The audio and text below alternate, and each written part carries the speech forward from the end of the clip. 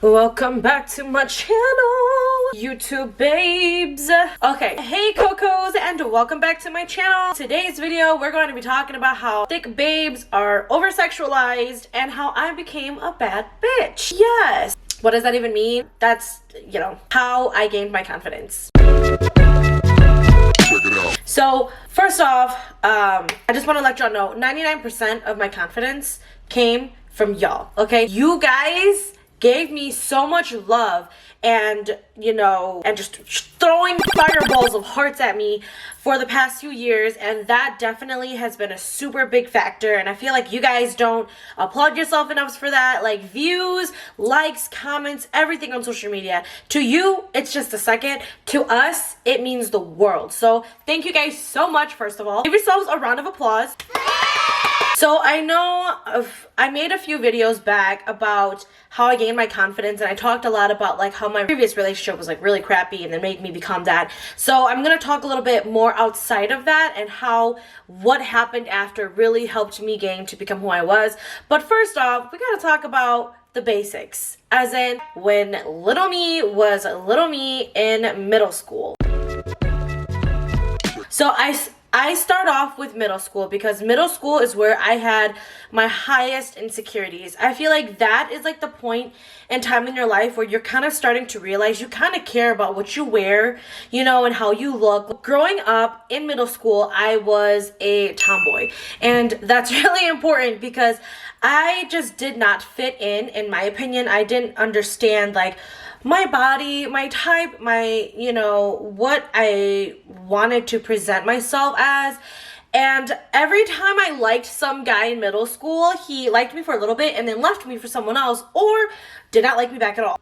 Oh, my eyebrow itches. I hate when this happens. But I realized that if people weren't gonna like me for my looks, I wanted them to like me for my personality, because I'm like, these girls are super pretty and they always get guys all the time, and I'm like, fine, I don't really want to focus on guys, I'll focus on my career. And that was kind of my turning point. When I was in middle school, I kind of gave up like wanting to talk to dudes or impress them. When you come from a small town, that's kind of like what everybody's trying to do. You're trying to be like the hottest chick that everybody wants to date. You're trying to pick the hottest guy, the most popular guy. You're trying to be like the dynamic duo, and that was just not in the works for me. God was just like So I was like, okay, it's cool, I'll work with what I got. I got rejected from choir twice, and that was definitely a really big sad part of my life for me. I was like, wow, I must not be a good singer because I keep getting rejected from choir. And I really, really wanted to get into choir, so I worked really hard. I listened to, Ariana Grande, like Mariah Carey, like Demi Lovato. Like I was listening to all these female artists that I really wanted to be like and sound like, so I could train myself consistently to like sound similar to them and get better at it. Yeah, and let's see, did it work? I looked at my rearview mirror and it seemed to make a lot more sense than what I see ahead of us, yeah. Woo! That was fairly decent. I would like to give myself at least a 2 out of 10 for that. But I focused so much time on myself, my career, my passion, and I used to get made fun of because I had a big badonkadonk. I had a big booty, and people used to make fun of me for it all the time. I remember I was walking home one day and literally somebody was biking. I don't know who this guy was. It was some dude. Just biked up and he was like, damn, you got a fat. But it wasn't even like complimentary like that. It was like, damn, you got a fat. I was like, I know. But I just became super self-conscious about my butt that I started to wear a lot of like sweatpants and sweatshirts. I told my mom growing up I didn't want to wear blush, I didn't want to do my nail polishes, I didn't want to do no makeup, nothing at all. I hated that stuff. Slowly I kind of experimented with a little bit, and then as I went to like high school, I was more focused on my career, my passion, and graduating like as a high honor student and then getting a scholarship, that I didn't really care about how I looked. But my senior year, I started focusing more on, like dressing up more girly, more sexy kind of. But I was also going to church at the time, and that's a whole nother video. But that really influenced a lot in my life too, like how I dressed, how I acted, what I did. Fast forward, I dated this guy. The way we broke up was just horrible. It was like horrible, down the drain. After that, I was talking to my friend Avaya, and we were kicking it. We were living in the dorms at the time. She came over into my room and we were just vibing. We were talking about how we wanted to post more, you know, like sexy posts on our Instagram, but we were just afraid because there's so many friends and family that we know on our social media that we don't want to get judged. I also had like a ton of old church friends. I had like family members who were fairly younger who were also on there. And I was like also very self-conscious about posting things like that because I didn't want to get judged. We brought lingerie and we took pictures of each other, and we just felt so empowered at that point and at that time. And I was like, you know what? Dude, we shouldn't even care what anybody says, and we should just do what we want to do. And she was like, you know what? You're right. So I'm like, yeah. So the next day we archived like everything on our Instagram, and I just posted a picture of myself in like an underwear and like crop tops, and I was, you know, feeling myself, and took a picture. I felt sexy and whatever. It performed so much better than any of my other posts. Like I was getting like maybe 10, 20 likes. This picture I posted, I think got like 100 plus likes. The energy I got from that post just really pushed me to become more of myself. Like, you know what? It's my body, my life. I'm gonna do whatever I want, and if people don't like it, they can leave my social media. So that was kind of the start of how I got into like my sexiness, you know. It was just a really good time, really being single, kicking it with my girls, going clubbing, drinking, partying, having girls' nights. Like it was literally a vibe. After that, I got into my relationship with Santi. What's really nice about being in a relationship with somebody who does not judge you and obviously gives you your own freedom and independence and loves you, doesn't hold you back, is you kind of get to do whatever you want. He was very open to a lot of stuff. He's like, no, like you're sexy, flaunt it, you know, like do it. Like if you want to get free drinks at the bar, do it. Give me one too. It was just really nice to have that kind of energy around you. Like in the Hmong culture, that's kind of a super big no-no. It's mainly just for the families. They're just kind of, we don't want to see, you know, our daughter-in-law going out clubbing. We don't want to see her half naked. We don't want to see her, you know, we don't want our uncles and grandpas and sons and whatever nephews seeing that kind of person and then us judging her. And I'm like, you know what you're judging is you're judging that she's sexy and you're thinking about sexy thoughts, and that's your problem, not ours. Woo, woo, woo. The bad bitch in me just came out. So I started to wear a lot more lingerie. I started modeling. My voice is cracking. I started modeling, and it started to kind of kick off. I was kind of getting like little bits of brand deals, you know, to like post pictures with these outfits, and I would get paid for it.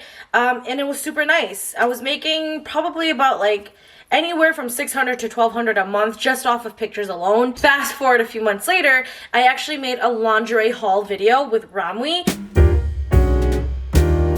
It was not sponsored at all. I love Ramwi. You know, I get a lot of my lingerie from them.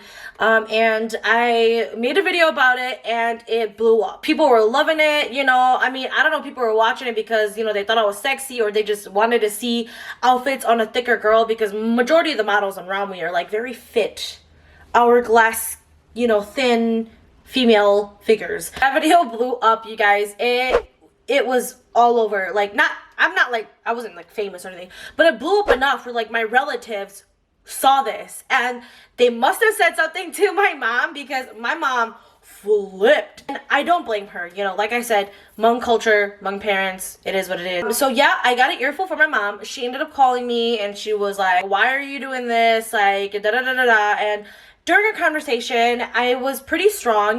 Growing up, I was actually very like obedient.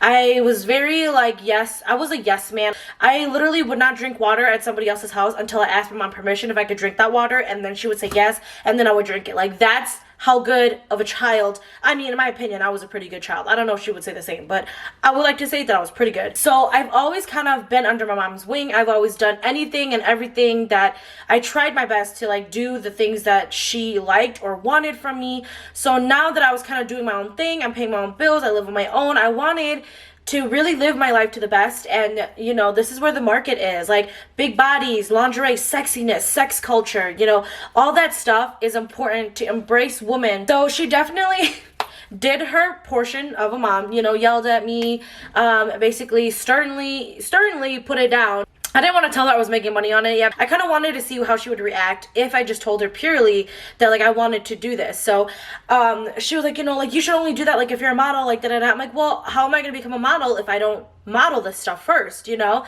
And she was like, well, if you were a more popular model, I'm like, well, how am I going to become popular if I don't start it off? And she was like, well, you know, what if your uncle sees this? What if your grandpa sees this? What if your cousin sees this? I'm like, well, if they don't like it, they can look away. Like, it's not my problem, you know? Like, if they don't like what they see, they can leave.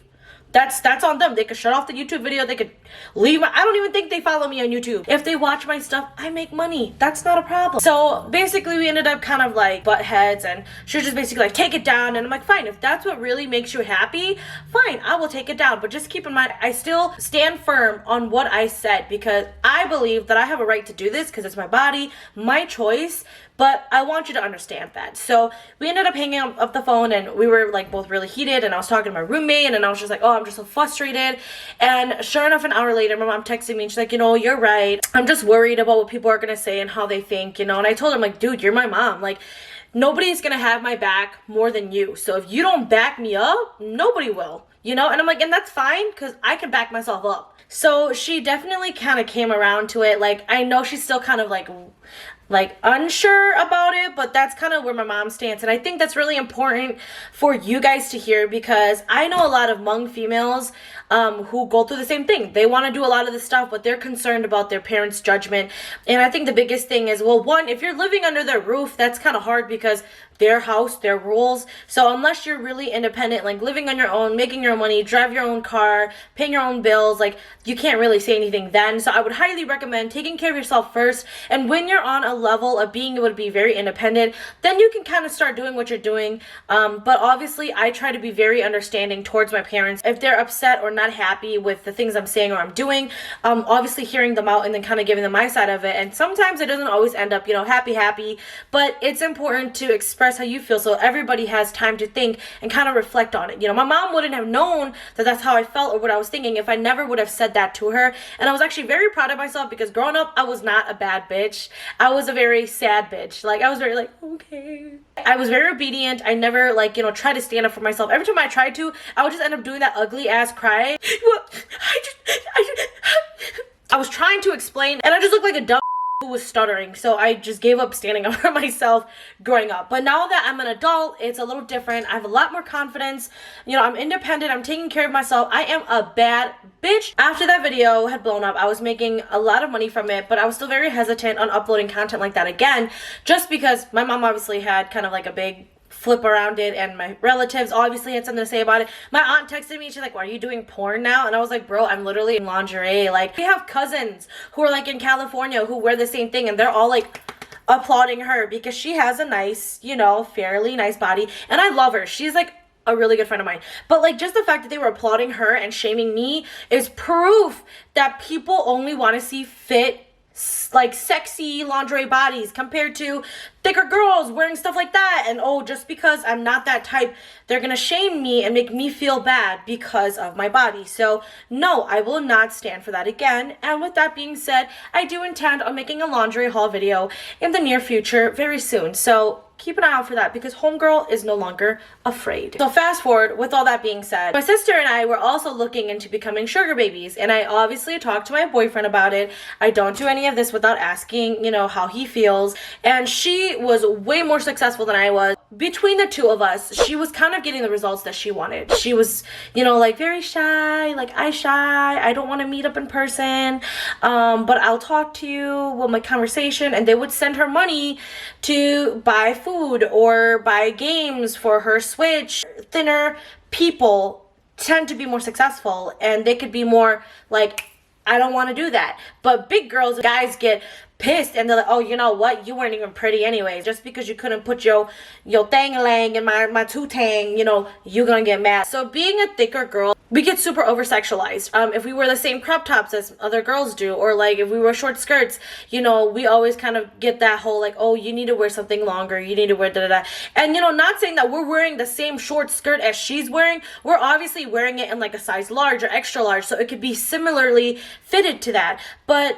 thinner girls tend to get away with clothing versus bigger girls in schools and obviously on TikTok. I don't know how many TikToks I've made of me like wearing like a bralette or like a swimsuit and it has been taken down. And I'm like, dude, I see people all the time, thinner people wearing crop tops and swimsuits, and they get away with it. Being over sexualized is not all that fun, obviously, but it's something that I love being a part of, just kind of breaking those boundaries and standing up for people like me who may not have that kind of confidence yet. And with that being said, second portion of the video.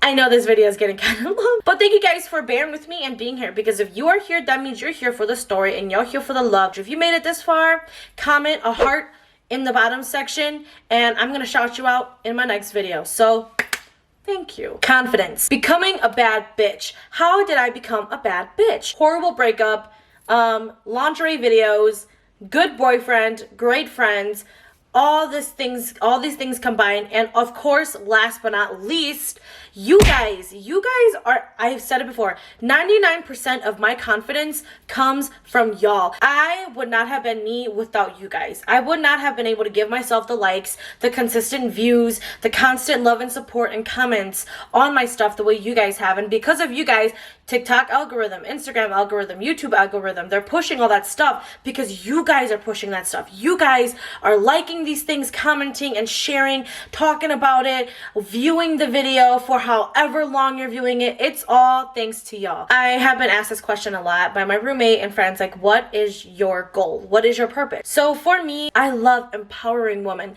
That is something that I've come to learn over time. Like, at first it was about loving myself, and then after I did it, I got so many messages, so many comments from all of you guys going like, I wish I could have that, I wish I could do that. I literally have your body, but I don't have your confidence.